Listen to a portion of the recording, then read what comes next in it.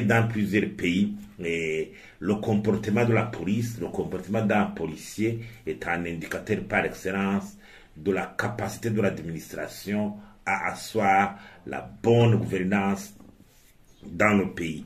Et pour le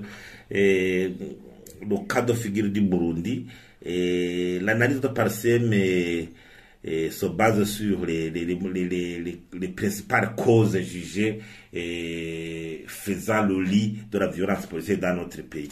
D'abord, c'est cette confusion au niveau de la mission de la police. Les policiers, une grande partie, ignorent qu'ils constituent les yeux et les oreilles du ministère public.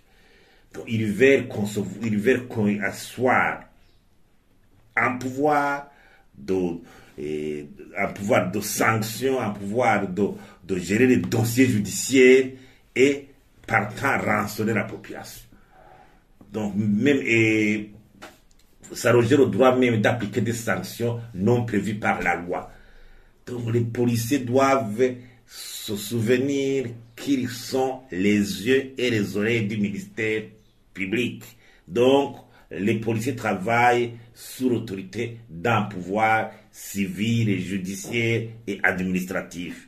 Deuxièmement, c'est la violence policière découlant de la philosophie de la mauvaise conception du port d'armes.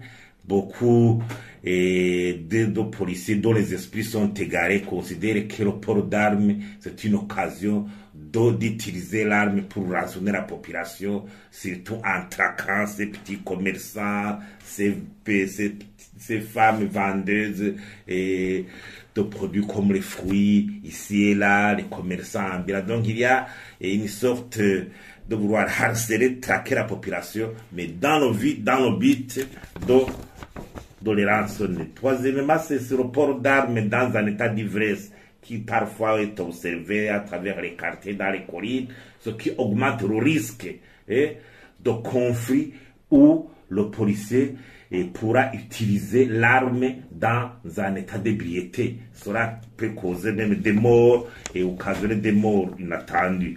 Quatrièmement, c'est la police. Ce sont des policiers qui encore jouent sur les stéréotypes du passé et le passé qui pèse lourdement sur leur conscience et veulent se venger à l'occasion de leur intervention pour ramener de l'ordre dans telle ou telle autre contrée. Il y a aussi l'intolérance politique.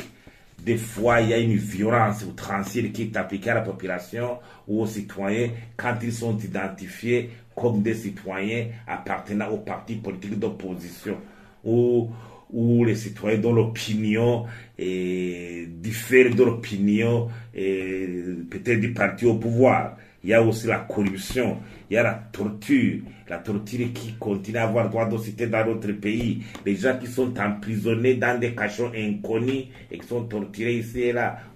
La police arrête des gens et leurs familles ne savent pas l'endroit où leurs proches ont été emprisonnés.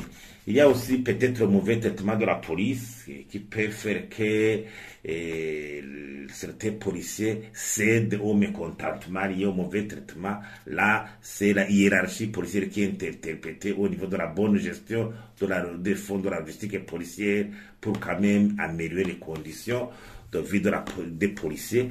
Donc, ils doivent aussi vivre décemment afin de s'acquitter de leur mission correctement. Et par ce genre qu'il faudrait qu'il y ait une campagne de sensibilisation, de formation des polices, formation patriotique des policiers, les rappeler leur rôle fondamental pour asseoir le développement dans notre pays, pour promouvoir l'investissement et pour le bien-être citoyen en général.